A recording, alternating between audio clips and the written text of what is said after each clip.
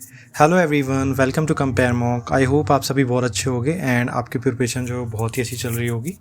तो आज बहुत सारे लोगों का आरआरबी क्लर्क का एग्ज़ाम हो गया होगा, ठीक है। 12 अगस्त को सारी शिफ्ट्स ऑलमोस्ट कंप्लीट हो चुकी हैं। मेरी 4th शिफ्ट थी, ठीक है। और कल 13 और 19 को भी एग्ज़ाम है। तो ये 13 वाले तो ना ही देखे तो अच्छा है।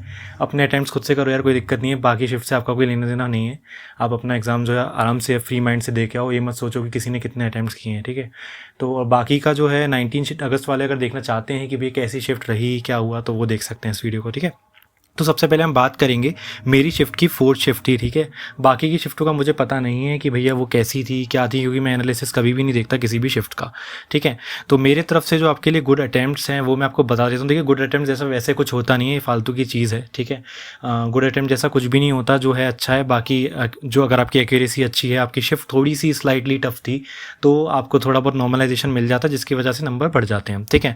बाकी मेरे भी कोई ज़्यादा खास अटैम्प्ट हुए नहीं है। बाकी अभी मैं एनालिसिस और लोगों के देखूंगा, क्योंकि एग्ज़ाम के बाद एनालिसिस आप देखो तो उसमें कोई परेशानी नहीं है। तो मैं सारे देखूंगा एनालिसिस क्या थे लोगों, किस तरीके का हुआ है, ठीक है। तो मेरी तरफ से जो गुड अटैम्प्ट रीजनिंग के लिए भैया, देखो रीजनिंग में तो वैसे 40 ही करने चाहिए इंसान को। अगर एक आध वर्ड फॉर्मेशन वाला अगर आप छोड़ते हो तो वो अलग बात है, 39 तक चल जाते हैं। बाकी इससे कम हो तो वैसे सिस्टम ख़राब ही है फिर वो, ठीक है। तो 39-40 आपको करने चाहिए, और 38 भी है तो कोई दिक्कत नहीं है, ठीक है। 1-2 का कोई परेशानी नहीं है। बाकी क्वांट्स की जो बात रहेगी वो रहेगी 34 से 38 अगर आपने किए तो ठीक है, 40 किए तो सबसे बढ़िया है, 39 की तो और भी बढ़िया है। तो बस यही है कि इतना अगर आपने किया है और टोटल अटैम्प्ट अगर आपके 73 से ज़्यादा हैं और 78 तक हैं या 80 हैं तो बहुत ही बढ़िया है, ठीक है। फिर तो कोई दिक्कत ही नहीं है। बाकी 73 अगर आपके 100% एक्यूरेसी के साथ हैं तो आप एक्सपेक्ट कर सकते हो कि 2 से 3 नंबर आपके बढ़ेंगे, ठीक है। 2 से 3 नंबर आपके बढ़ेंगे अगर शिफ्ट आपकी थोड़ी सी, जैसे आज की 4th शिफ्ट मुझे थोड़ी सी, देखिए मैं ये नहीं कहूँगा कि बाकी की शिफ्ट ईजी थी। जैसे फर्स्ट शिफ्ट काफ़ी ईजी लोग बता रहे हैं, क्योंकि लोगों ने उसमें अटैम्प्ट्स अच्छे किए हैं। 80 बहुत लोगों के गए हैं, बहुत लोगों के गए हैं, ठीक है। बाकी 4th शिफ्ट का मुझे थोड़ा सा मैंने एक दिया है तो मुझे ऐसा लगा, क्योंकि देखिए डीआई के क्वेश्चंस की लेंथ जो थी ना, वो 5-5 लाइन के क्वेश्चंस थे, ठीक है। और अरिथमेटिक पूरी वेरिएबल बेस थी, और जो रॉन्ग नंबर सीरीज़ थी ना वो 3 4 3 4 3 2 सारे 3 डिजिट के नंबर्स थे उसमें। और करीब करीब 8 से 8 6 7 नंबरों की वो थी। जैसे 6 से 7 नंबर रॉन्ग नंबर सीरीज़ में थे, और आपको पता ही है रॉन्ग नंबर सीरीज़ थोड़ी सी वो रह जाती है। तो मैं आपको अपने अटैम्प्ट्स बाद में बताता हूँ। चलिए पहले ना हम लोग रीजनिंग के सारे क्वेश्चंस देख लेते हैं। रीजनिंग की मैं शीट ले आया हूँ, ठीक है। तो रीजनिंग की ये एक पजल थी, ठीक है।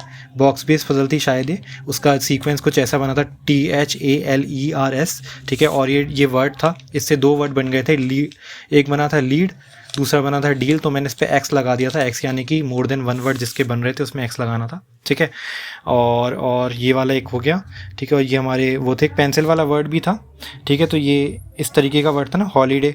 हॉलीडे करके था, उसमें 2 वर्ड्स थे, आई और वाई, जो एक ही जगह पे आ रहे थे, बाकी कोई भी नहीं आ रहा था, ठीक है। तो इस तरीके से थे। और बाकी एक सर्कल बेस्ड पजल थी, वो ये थी। सर्कल वाला रीअरेंजमेंट ये था, SRTQVPU, ठीक है। और ये हमारी डिज़ाइनेशन बेस्ड है, BEAGCFD, ठीक है। इस तरीके से इसका अरेंजमेंट बना था, ठीक है। और हम बात करते हैं, ठीक है। एक ये वाला था, ये वाला भी काफ़ी थोड़ा मेरे को अच्छे लेवल का लगा। मतलब ऐसे लेवल का क्वेश्चन मैंने कभी लगाया नहीं आज तक, सच बताऊं तो, ठीक है। ज़्यादातर इजी ही होते हैं, अरेंजमेंट करना होता है। और इसमें शायद वेट था, जाने क्या था, वेट था या नहीं, हाइट थी, हाइट बेस्ड था ये, ठीक है। इसमें क्या दिया था ना हमको, 71 तो इसकी गिवन थी, और डब्ल्यू नहीं एस की गिवन थी 53।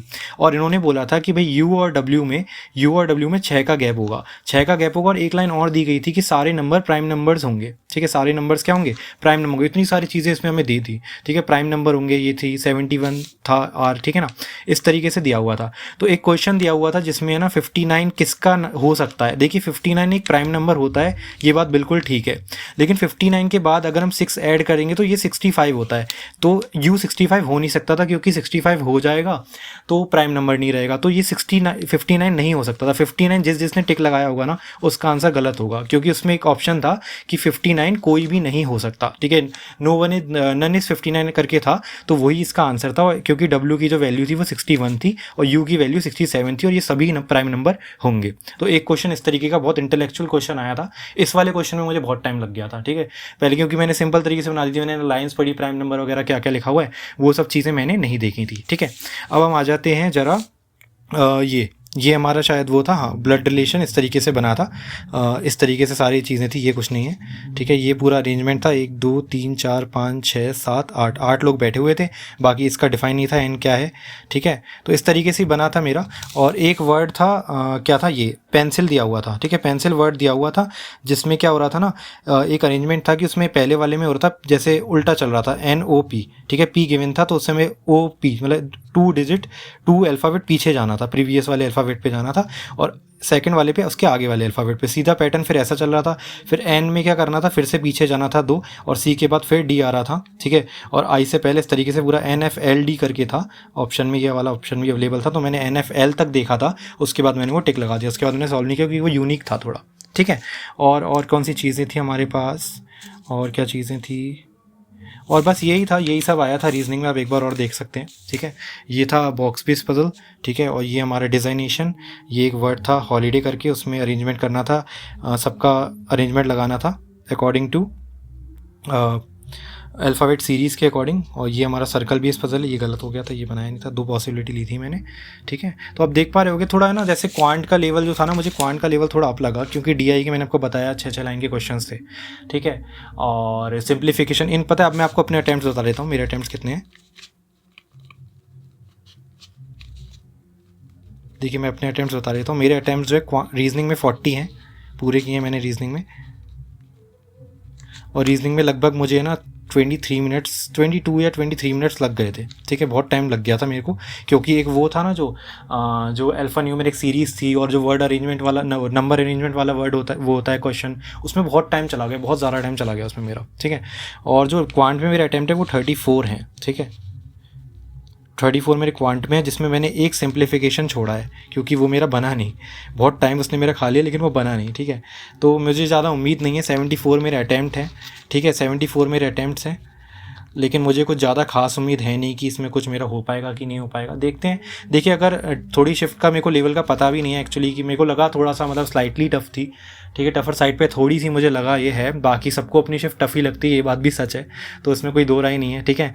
बाकी देखते हैं क्या होता है, हो सकता है मैंने भी मेरे ग्रुप में 2-4 लोगों ने बताया कि बहुत सारे जिनकी हार्ड शिफ्ट उनके 5-5 6-6 नंबर भी बढ़ जाते हैं, तो देखते हैं अगर 74 में 2-4 नंबर भी प्लस हो गए तो यार काम बन जाएगा, क्योंकि मेरी जो स्टेट है वो यूपी है, यूपी की स्टेट है, तो भैया हाई कट ऑफ पिछली साल 76.5 थी, तो इस साल भी एक्सपेक्ट कर सकते हैं ऐसे ही कुछ 75 प्लस ही रहेगी, ऊपर नीचे तो जाएगी नहीं, तो देखते हैं क्या होता है, ठीक है।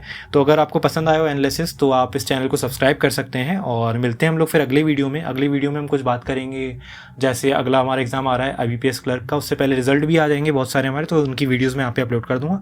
आप चाहें तो मेरा टेलीग्राम चैनल ज्वाइन कर सकते हैं, जिसका लिंक आपको कॉमेंट सेक्शन में मिल जाएगा। तो मिलते हैं अगले वीडियो में, ध्यान रखें अपना, मेहनत करते रहें, सब्सक्राइब जरूर कीजिएगा चैनल को। Bye bye, take care.